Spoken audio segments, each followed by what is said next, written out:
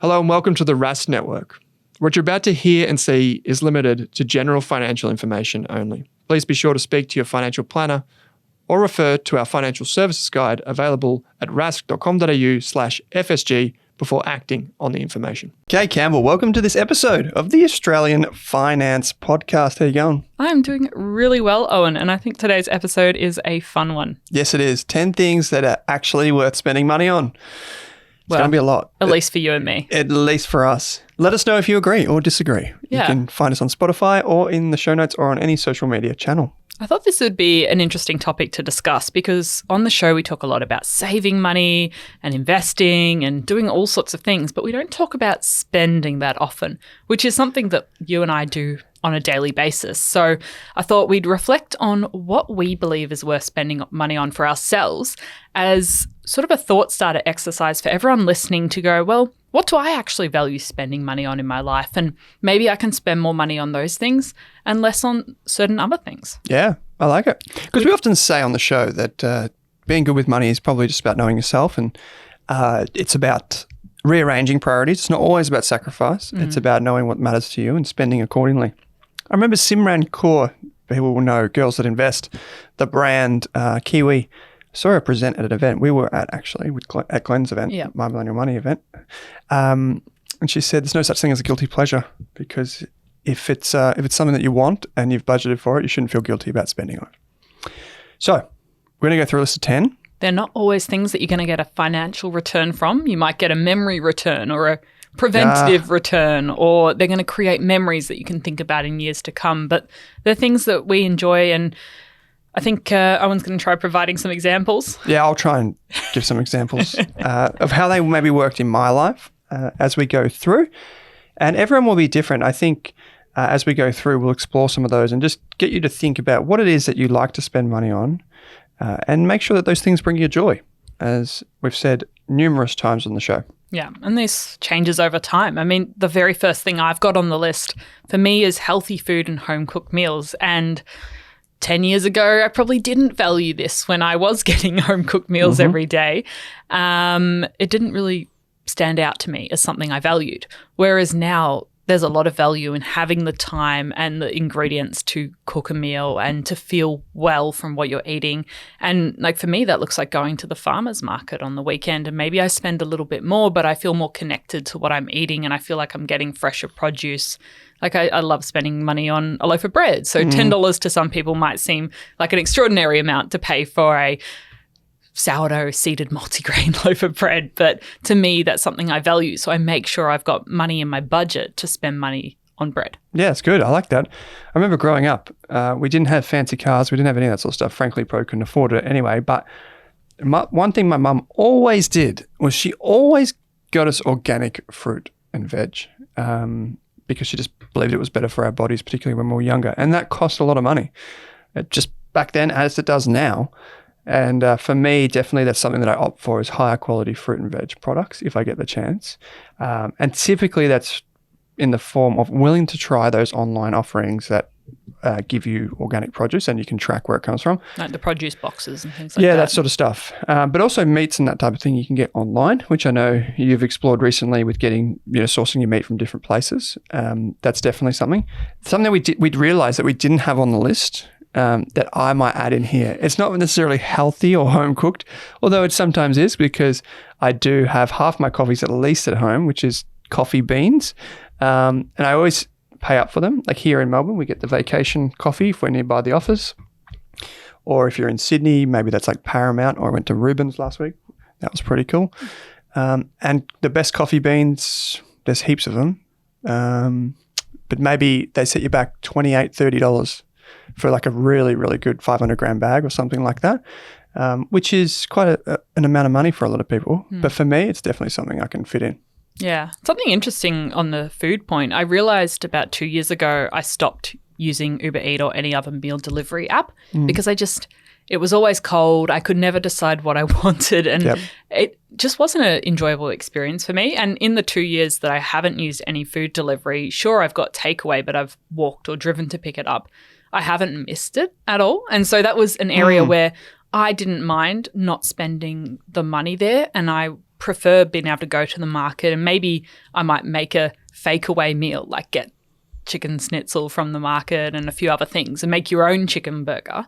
But that was much more valuable to me than doing something like Uber Eats. And that was just something I learnt through trial and error. There's more experience. Yeah, and I think if you have kids and these types of things as well, like you have family that you care for, you want to make sure that they've got the best of everything. So in this instance, you want to get the best, healthiest food for them, particularly when they're young, whether it's, if it's formula, like infant formula or something like that, you want to get the good stuff because it is so valuable. So you may have to forego something else in your budget, but that's definitely a compromise that a lot of people are willing to make. Anything around like health and wellness are probably good things to spend money on. Yeah. And even in the last year, I've realised I don't really enjoy going out for dinner much. I'd much prefer going breakfast, lunch or coffee, and I would prefer over most things having people over to my place than cooking. Yeah, one of the best pieces of financial advice you can get, Kate, is go out for dinner, but not the wine. If you go out and you don't have the alcohol, it will save you so much off your diet. And that, at the end of the day, that's a really, really easy way to save money, but still get the most of the experience. And as we've talked about plenty of times on the show before, it really is the fact that you're paying for the kind of the entertainment, not the sustenance when you go out, but you can still get a lot of that entertainment without having the price tag associated with it. Number 2 is experiences with friends and family, which seems like something everyone should be willing to pay up for. Yeah, I've definitely experimented with going to a few concerts and talks by myself, and the experience is so much better when you go with someone else. Like, in my opinion, I love being able to share what I've just heard or watched or listened to with somebody else. So I would much prefer to get a really good experience. I will buy 2 tickets and just take someone, whoever might be the most interested in that particular performance or talk. Maybe I might time it with a Christmas or a birthday gift, but often I'll just take them with me. That's actually, it probably ties into another thing that you like to do, which is to buy gifts for people. So you get 2 birds, 1 stone. Yeah. Sometimes it might not be something they really want as a gift, so I just will say, I've got a spare ticket. Do you want to come? Yeah. So That's it's cool. not necessarily asking them for money. I'll just shout the ticket just because it makes the experience for me a lot better. And then we've got this to talk about over the years to come. What would be an example of something that you've spent money on before like that? Well, I've been to different plays or to the ballet or to musicals and just taken people with me, especially even things like comedy festival. Often the tickets are really $20 or something like that. And so you can easily just check out with 2. Much smaller purchase price. Yeah. And it takes a while often to find someone with the right date and the right time. So I'll just buy 2 tickets and then find the second person after the fact, which seems to be working quite well. Okay, I like it. Yeah, it's one of those things like where it probably does cost you a fair bit of money to go and do types of things with friends and family. Over Christmas, for example, we went and got an Airbnb. It wasn't the cheapest thing. I remember we all sat around the table, my mum and her partner and my partner and I, we sat around the table and we realised that, it's going to cost us a lot because we're booking late, like only 2 months out of Christmas. We're going to go away over New Year's. It was going to cost a bit and it did feel quite painful, but we went. Well, they went because I got COVID in the end, which wasn't great form. But so you still had to fork out for it? Still paid for it. Yeah, of course. But that's where you spend more. And normally, even if you spend a bit more, it's worth the money that's spent, I'd say. So that's number 2. Number 3 could be something like education. Yeah. So anything, whether it's a course, a workshop, listening to someone talk on a particular topic, it doesn't necessarily have to be related to my career. But for me, I get a lot of value spending money on this and just lifelong learning, really. Yeah, absolutely. And I think the one thing I wanted to bring up with this point is a lot of people don't realize this, but when you spend money on education, like some people get hung up on HECS still. I still think even though you have to pay it back, it's easily the best thing. Like last year, the year before, people were in the media or listened to radio shows on like Triple J and all that saying and complaining how much their HECS debt's going up and all that sort of stuff. Yeah, that was last year. The indexation rate. Which is like, in my opinion, it's almost madness. You get all of that wisdom and knowledge for basically free until you earn enough in the country that supported you to get that education. Like, I think that's a wonderful thing. And even if it does come with a high HECS bill, you only pay it back because you're earning more. And I think that's a wonderful thing to spend money on. And I think everyone should feel like they can go and learn the thing that they want to learn, particularly much needed things for the society's perspective.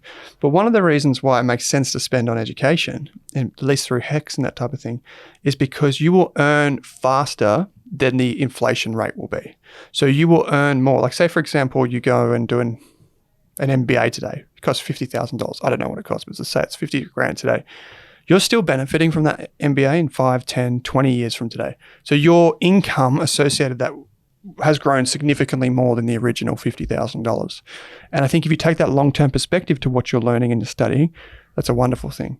That's at the extreme end. And then obviously, as you say, you've got shorter courses and activities as well that you can do, like group sessions where you might network with people and meet someone, and so many other great advantages. A lot of us have continuing education places near us. So the cost, the outlay might only be a few $100s, but you get to learn in person about maybe you want to learn how to code, or you want to write a book, or you want to learn to play the guitar. You get to learn with someone in person. I think there's a lot of value in that, even though we can learn basically everything for free online. There's a lot of value in face-to-face and building connections with people around you. Yeah, and as this world becomes more, technology enabled, it probably makes more sense to learn and be amongst people and to focus on those softer skills while you're at it. I think it's a wonderful thing to do. I think a lot of people don't realize that until they choose to study for the knowledge, not choose to study for the job.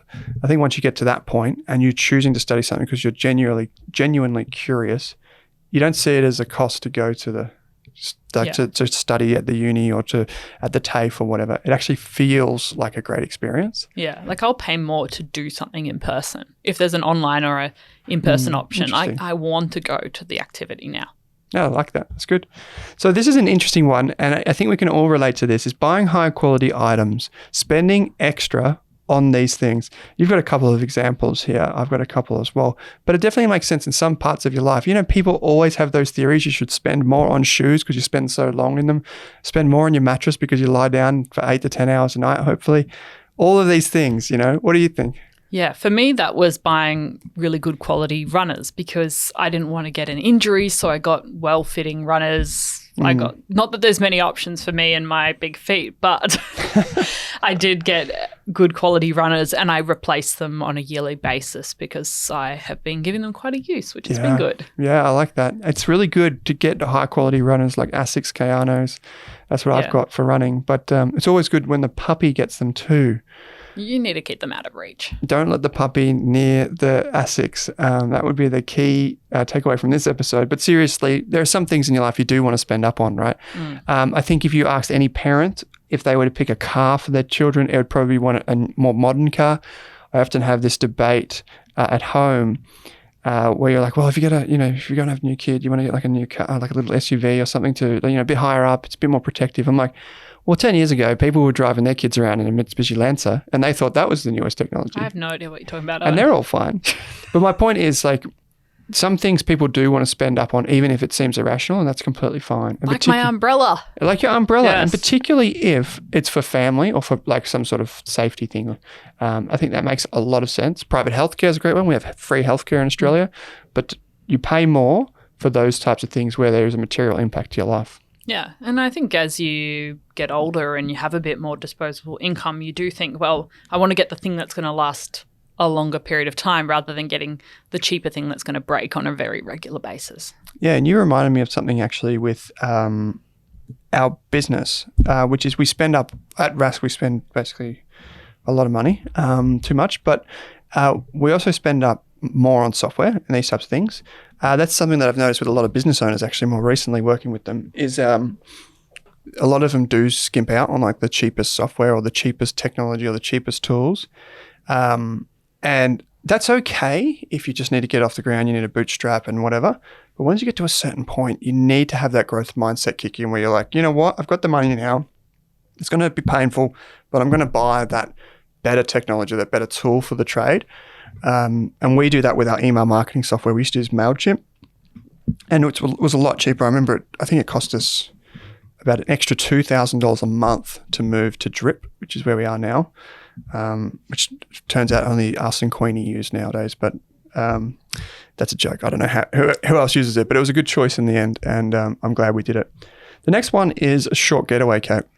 Yes. Something that I have come to appreciate more in the last year is actually scheduling in advance. So maybe in January, February, when you've got a bit of time to think and plan the year out, going, well, where can I put some 3 or 4 day weekends throughout my year? Maybe they're aligned with public holidays. Maybe you've just requested a few extra annual leave days randomly throughout the year, but maybe go on Airbnb or booking.com and book a few nights or organise to stay at a friend's place if they live somewhere else. But just having these short little longer weekends spattered throughout the year gives you something to look forward to. It's not a huge holiday. It doesn't have to be expensive, but it's a good energy booster, and just having a bit more of a getting away from home and all your normal chores that you do on the weekend and doing something different does give you a chance to refresh throughout the year. So I think that's something I value spending money on now that I probably wouldn't have thought about 2 or 3 years ago. Yeah, I like that. I like that a lot. And particularly in winter and these types of things, if you try and book in advance, you can get places pretty cheap on Airbnb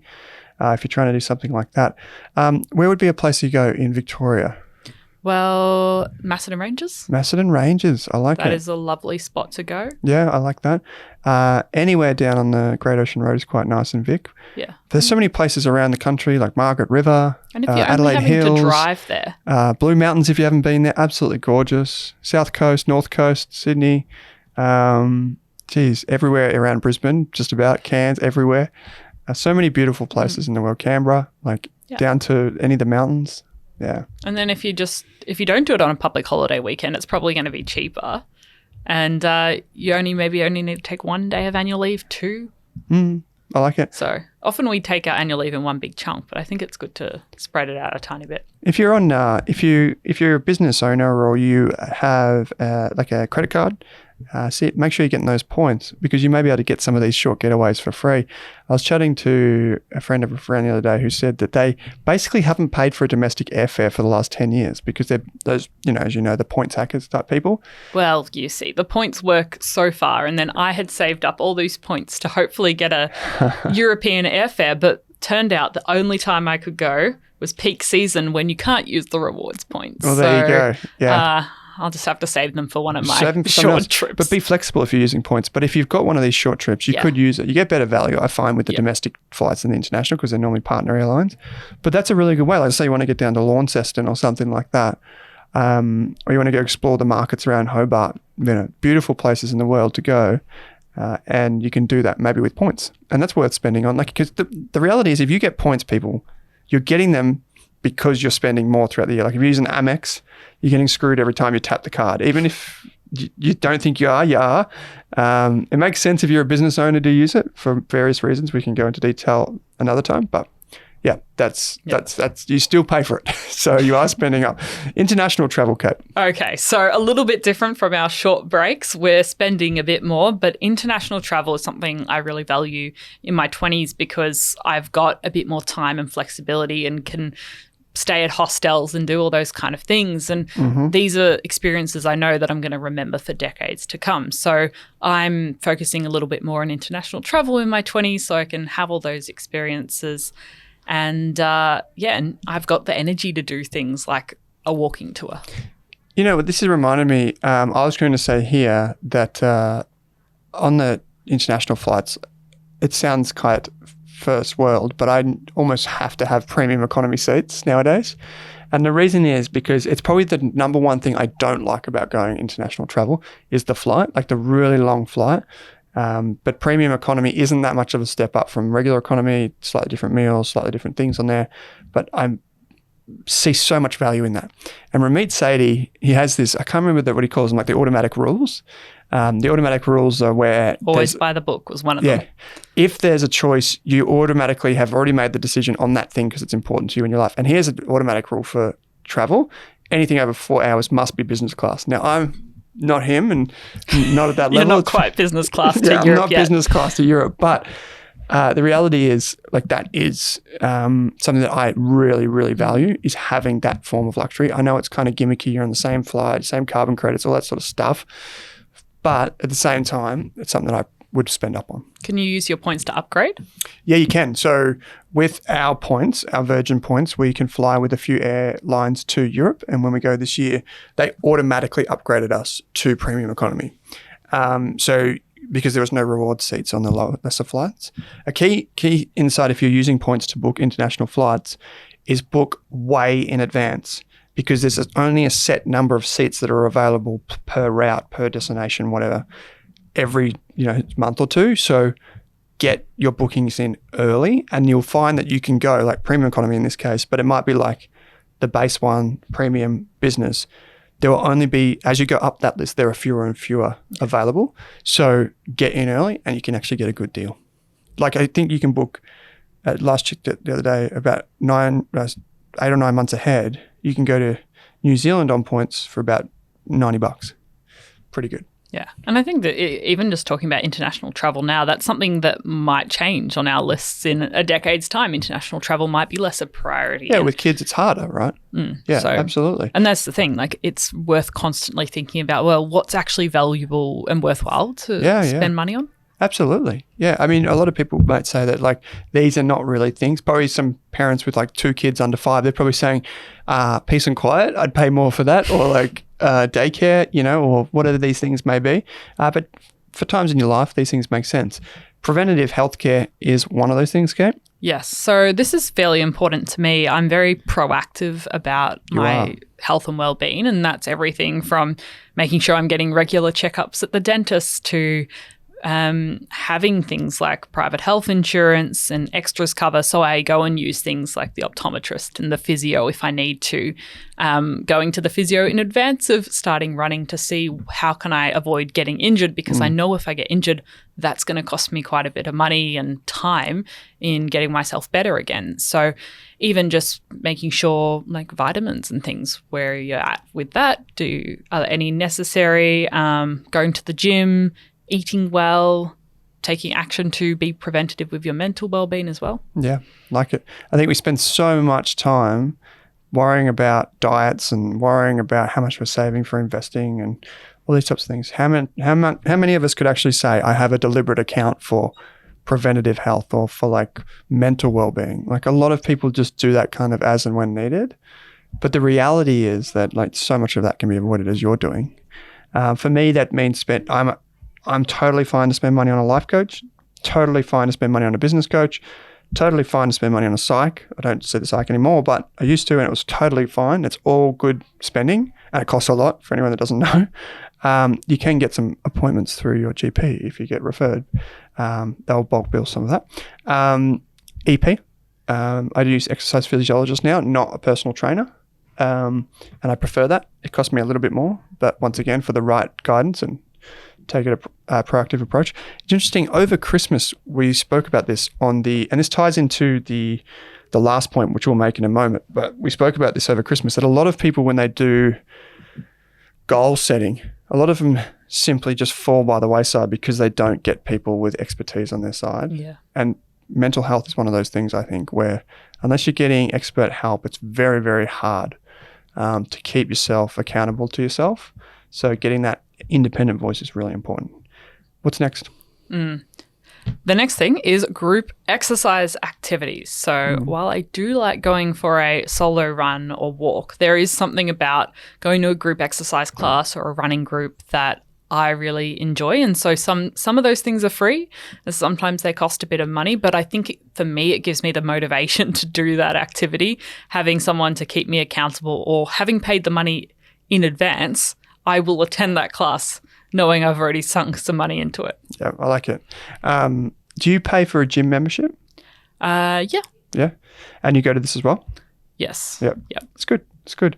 I think like I've noticed this as well. There's actually more of a way to save money on an EP. They do EP classes, like you can do reformer Pilates and that sort of stuff. You can also do things like that with EPs and whatever. They actually make more sense, like they're more cost effective, and meaning you can go more and still use the equipment, still get the expert. You might only be one of 5 people in the class, so you might not get their full attention, but they still know what your program is, and you can save money that way. I quite like the one-off classes. Yeah.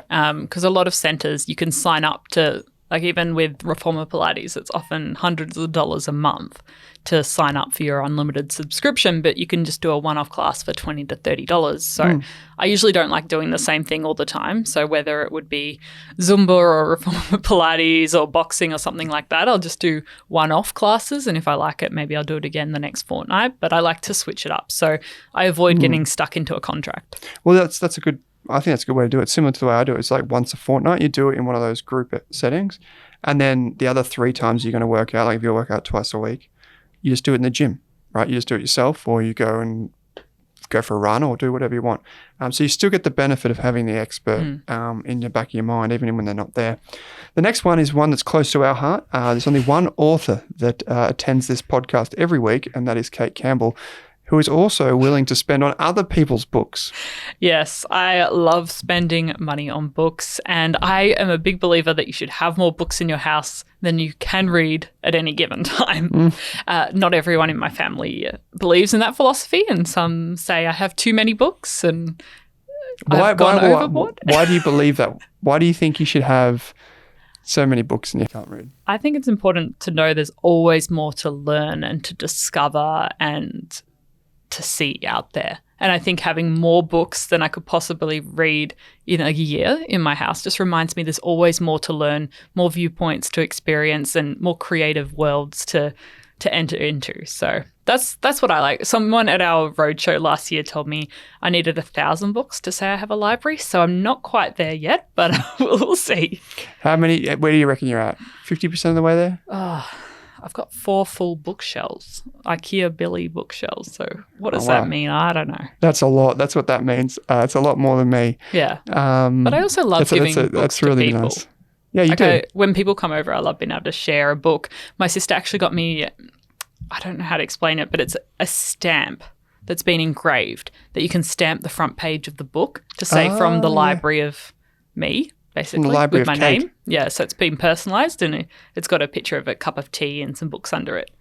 Cool. So, embosser. I like it. Embosser? Yeah. That's what it is. Yeah, cool. So that's kind of a cool little thing to put your name on the book before you give it out. I love spending guilt-free on books. And you're right, like I definitely have more on there than I can read or have read. And that's perfectly fine. They make great gifts. There's something about giving a book to someone that's very different to sending them a link to a podcast on Apple or Spotify or an audio book on Audible. Yeah. Yeah, it's very different. But send the podcast to them.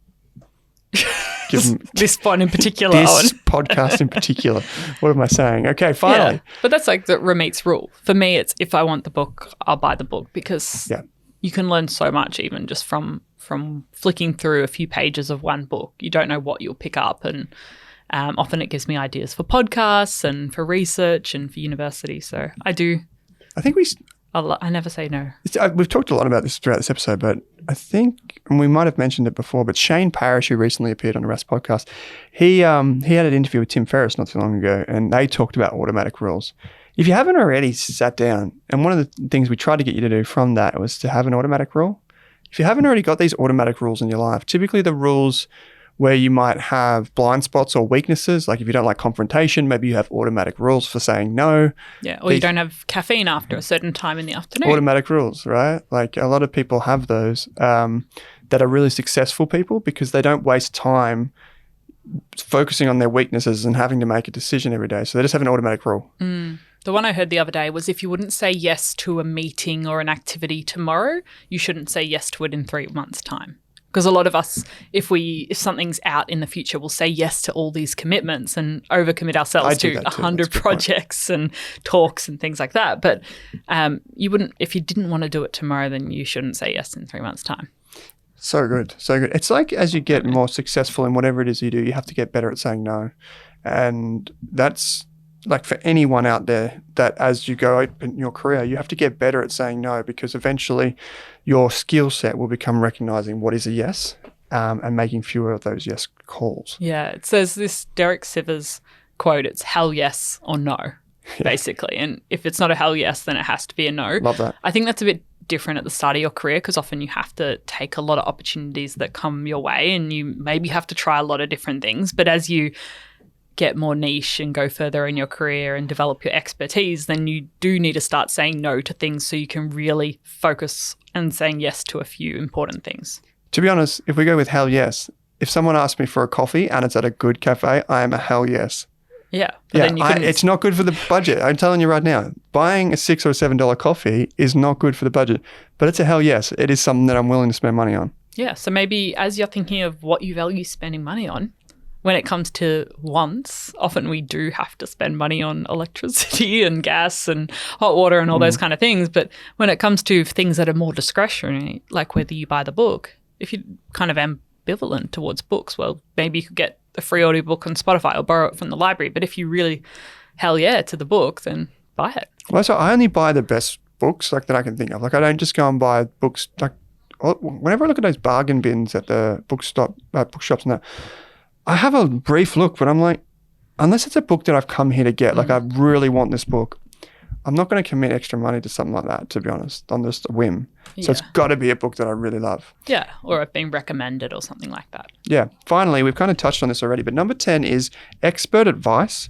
A lot of people are afraid to spend up on things, say in our instance, financial planning, or say if it's like investing of some description. People are really allergic to fees, so they just don't go near them. But expert advice can pay for itself many times over.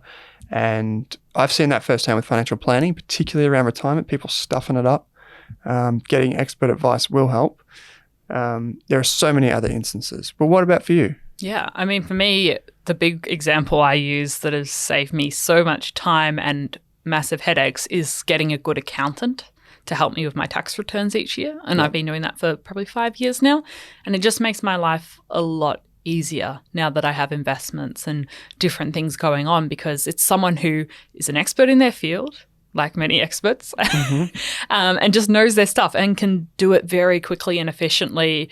And I don't have to pore over trying to figure out, am I doing the right thing? Because that's the thing. You don't want to make mistakes with some of these big areas of your life. Yeah. Absolutely. It's got to a point where some industries have become so fragmented that there's like an expert for each individual thing these days. Like anyone that's done a bathroom renovation will know what I'm talking about. There's like, oh no, I don't put the tiles on, I just carry them in, that kind of thing. And then you need someone to put them on. Oh no, you need someone to clean them. Like these are just extreme examples, but that's the idea. It's like, but it's about knowing when you can find a good expert like that, someone like a doctor, someone that focuses on some type of thing that you need. It's worth paying up for the best of those people. Yeah, I found that time and time again. A good dietitian, a good healthcare practitioner, whatever the case may be, pay up for it and get them again because they pay off in the long run. And that's what I've realized about investing. This is the Australian Finance Podcast after all. In investing, a lot of new investors, they're like, hold my beer, I got this kind of thing when they look at their brokerage account, and they just like, it's very, very hard in the early days. I remember the best advice that I ever got was just stick with something that's really boring and copy what other successful people have done.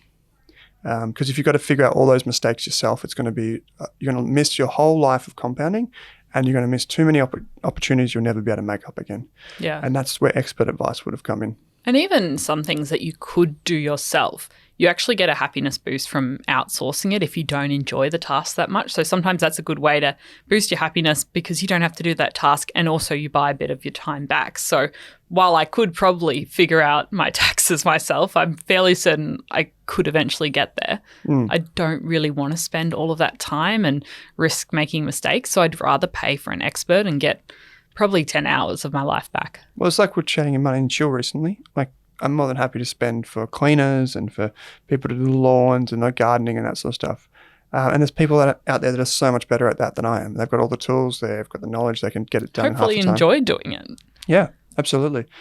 So that brings us through the 10, Kate. We've got healthy foods and home-cooked meals. Plus coffee. Plus coffee, of course, coffee. And if you're looking for a good protein, plant-based, INC, plant-based protein, very good. Had that in my notes. Are you an influencer now? Yes. Sign up with my exclusive link in the show notes. No, just kidding. But it is really good protein and it's plant-based, and I highly recommend it. It's the only one that I've found that tastes good. Anyway, number 2, Kate. Experiences with friends and family. Big part of your overall happiness are the relationships you have with your friends and family. So spending more on experiences there. I noticed that you said someone came up to you at the roadshow, the Rask roadshow last year. Hopefully that was someone who brought their friend or family member or partner along under false pretenses, of course. Maybe coming up again this year. Educational courses and activities is something that I am definitely willing to spend up on. I think HEX is a wonderful thing. Use it wisely and get enjoyment out of your study. Yeah. Spending more to get fewer high quality items. So sometimes when it comes to things like maybe runners or a jacket, it makes sense to buy one better quality item and buy it less often. Power tools, while Ozito is good, I recommend Ryobi. Paying a little bit more from Bunnings Warehouse and you'll get some good things. Their hedge trimmer. Pick a really relatable example. Well, someone out there might have a hedge like me. Let me know. Short getaways, places all over the country. Australia is a beautiful place, even your home city. When was the last time you just looked around your own city and spent a night out or went around for a drive? No destination per se, just went out and took it all in. Go and check it out. Book them in advance too. Yes. If you get to anticipate the experience, you also get a happiness boost. Yes, you will indeed. Next one, Kate. International travel, if that's something you value right now, how can you add that into your life or your financial goals for the next few years? Preventative healthcare.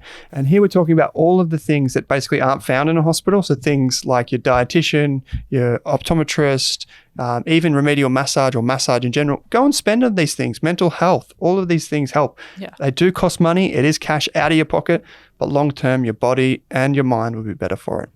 Next up is group activities. Yes, that's something I enjoy spending a bit of money on. Although I can do a lot of this for free, it's not that fun working out by yourself at home for me personally. So I'd rather go to a group class. Yep. And if you're in the market for books, it's okay. You can spend guilt-free and grab a copy of Kate's book, Buying Happiness, put it on your bookshelf and put it on your coffee table. I noticed at Grey Space Advisory in Sydney, it's an accounting firm with the guys that I work closely with, I noticed they had some copies on their coffee table.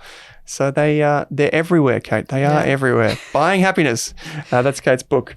Get it and get it now. And finally, expert advice, whether it's an accountant or a really well-qualified financial advisor who knows how to help you in your situation, whether it's a psychologist, a hedge trimmer or a hairdresser. Sometimes it makes sense to pay money and get the experts involved or just outsource the tasks that you don't really want to do. Yep. I love it. Well, Kate, we've covered a lot and we want to hear from everyone in the community. Yes. So if you are watching this or listening to this on Spotify, leave a comment in the feedback box. If you are on YouTube, you can also leave us comments. We love hearing from you, or write into us anywhere else. There's a link in the podcast player that says ask a question. Use that for feedback. So your reflection question for the week, if you have listened this far, what are some areas of your life that you really value spending money on, and how can you spend more on those areas? Love it. I'm just trying to think. Fishing. I already spend too much on that, but I could easily spend more, and it does bring me happiness. But is it too much if that's something you value and you've saved money in other areas? No, I don't think so. I think every time I feel really guilty about it, I'm like, damn, this boat costs a lot of money. But then I get out there and I'm like, you know what? That's pretty awesome. Yeah. It's pretty awesome. Now that I can't go to the cinemas as much anymore because there's not as many movies on, I like my fishing. Kate, this has been a bit of fun. So 10 things that are worth spending money on. We want to hear from everyone else. What is worth spending money on? Thanks for putting on this episode, and thanks for your time. Thanks for listening, everyone.